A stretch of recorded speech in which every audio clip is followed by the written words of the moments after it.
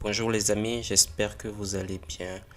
Alors aujourd'hui, on se retrouve pour une nouvelle vidéo dans laquelle je vais vous montrer comment créer un carrousel. D'accord?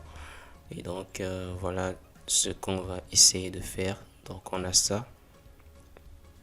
Et quand on clique sur la flèche, on peut passer à un autre slide, etc., etc. Alors je vais vous montrer deux façons de créer un carrousel. Vous voyez que celui-ci, par exemple, on ne boucle pas, c'est-à-dire on ne revient pas sur la première image. Et c'est ce qui justifie le titre de la fenêtre, un carrousel qui ne boucle pas. Et on va créer une deuxième version qui, elle, permet de boucler sur les slides. Donc là, on passe sur le deuxième slide, le troisième, et on revient sur le premier slide. Donc je vais vous montrer comment créer ces deux types de carrousel. D'accord, on va commencer par le premier qui est le plus simple. Ok, donc pour créer un carrousel, ce qu'il faut faire dans un premier temps, c'est créer une structure pour votre slide. Ok, là moi j'ai créé une structure qui est assez simple. J'ai besoin d'une image et d'un titre, tout simplement. Dans votre cas, ça peut être autre chose, hein. Ça peut être, on peut créer une structure ou bien même là, moi, j'ai pas de base de données. C'est la raison pour laquelle je suis parti sur une structure. Si j'avais une base de données, j'aurais probablement une classe, d'accord, une classe produit par exemple. Et donc là, j'aurais en plus de l'image du produit, j'aurais la description, le prix, je ne sais pas, plein d'autres choses en fait. Mais bon, ici, comme c'est juste à titre, c'est pas un vrai projet, donc je voulais juste vous montrer comment ça se fait. Donc je vais partir sur quelque chose d'assez simple, ok? Donc là, on a juste une image et un titre. Donc ça, c'est pour notre structure, d'accord? Et une fois qu'on a ça, on va passer sur notre fenêtre ici. Là, j'ai un champ fenêtre interne, d'accord? Donc j'ai nommé carrousel. Et l'objectif maintenant, c'est de remplir ce champ avec des fenêtres internes. Et donc là, j'ai créé une fenêtre interne que j'ai appelée slide. Et cette fenêtre interne, en fait, c'est sur celle-ci que je vais disposer mes champs un peu, enfin, comment un slide va se présenter en fait. Et donc là, on a une image qui remplit toute la fenêtre. Et juste en dessous, on a un champ libellé.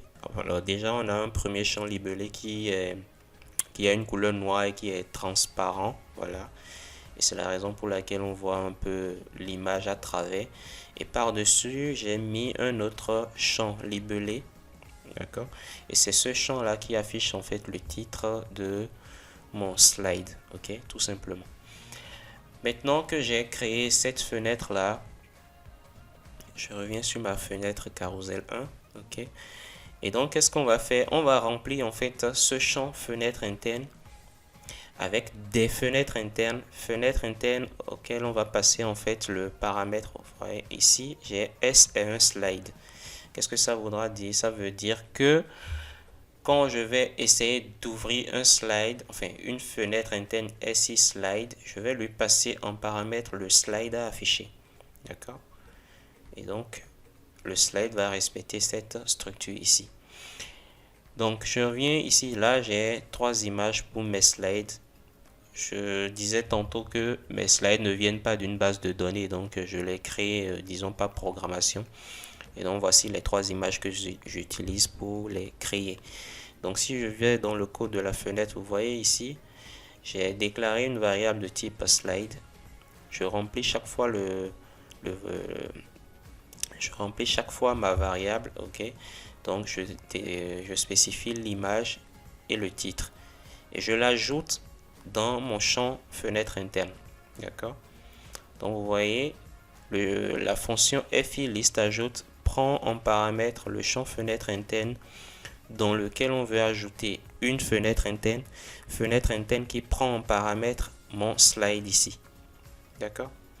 Et donc je fais ça trois fois parce que j'ai trois slides à afficher. Et donc quand je lance ma fenêtre, j'ai mes trois slides qui sont dans mon champ fenêtre interne. La prochaine étape maintenant, c'est de passer d'un slide à un autre. Et c'est la raison pour laquelle nous avons ces deux boutons ici. Ok? Donc, quand je viens sur mon bouton suivant, je fais code. Et donc vous voyez, c'est tout simple, je fais juste FI liste suivant et je spécifie mon champ fenêtre interne et le prochain slide sera affiché. Et c'est la même chose pour le bouton précédent, FI liste précédent, et le précédent slide sera affiché. Alors vous remarquez ici que j'ai juste mis, c'est juste pour que ça fasse joli. Quand mon curseur va passer sur le bouton, je mets l'opacité à 100%. Et quand mon curseur ne sera plus sur le bouton, je remets l'opacité à 30%. Et c'est ce qui nous permet d'avoir cet effet là. Voilà. Et donc là, c'est fini avec notre slide qui ne boucle pas en fait. Donc quand je clique, vous voyez, ça passe au suivant. Et là, ça passe au dernier. Mais vous voyez que quand je clique dessus, plus rien ne se passe. Il faut que je retourne en arrière maintenant, comme ceci.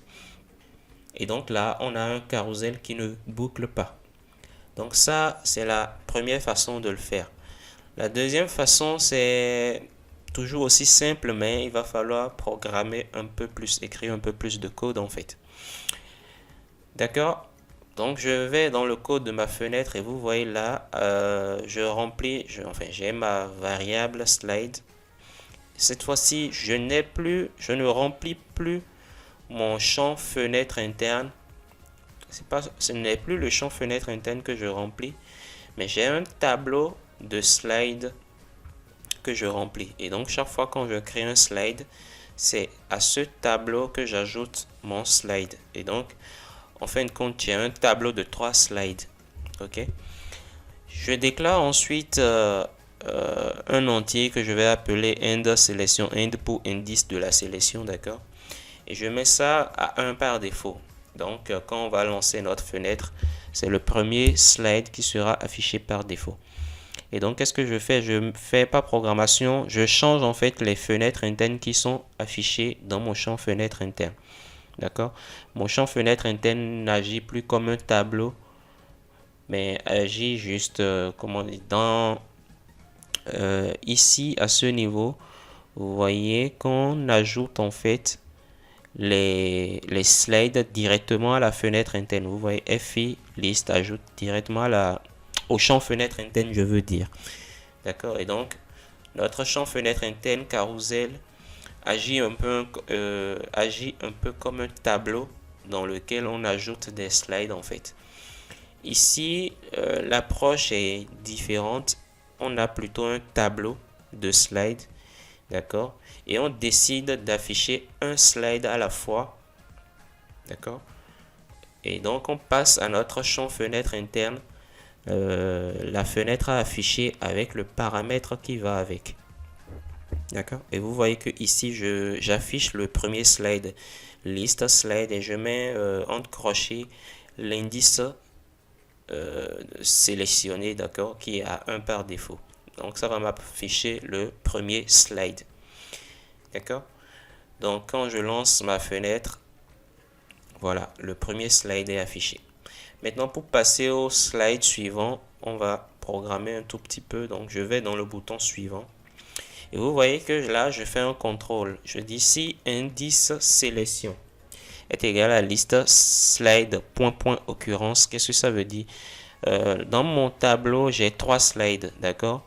Et donc, je dis si l'indice de la sélection est égal à liste slide point occurrence, c'est-à-dire si c'est égal à 3, ça veut dire que je suis déjà au dernier slide. Et si je suis au dernier slide, alors je remets mon indice sélection à 1 pour passer au premier slide.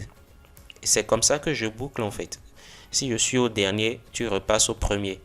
Mais si je ne suis pas au dernier, tu repasses au suivant. Et c'est pour ça que j'incrémente en fait l'indice de la sélection. Donc si je suis au premier slide, je vais faire plus pour passer au deuxième. Si je suis au deuxième, je fais plus pour passer au troisième. Et si je suis au troisième, qui est en fait le dernier, je passe directement à 1. Et donc vous voyez que chaque fois, je réaffiche en fait le slide qui convient et je lui passe en paramètre la variable slide à afficher. Et donc voilà. Pour le précédent, je fais l'inverse en fait. Donc si c'est égal à 1, ça veut dire qu'on est au premier. et donc je passe au dernier.